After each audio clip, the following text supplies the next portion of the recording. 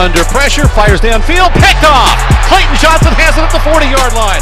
Coming back to the 50-yard line. Down the and he will bootleg it out to the right and fire back to the top of the end zone. Caught! Tanking Uncle Kellogg! He'll bat it up in the air. Picked off! UTSA gets the turnover. Start chasing that chip. Win. From the end zone, tries to run out. He does not get out. Safety! UTSA stopped him for a safety. What a play by the Roadrunner defense.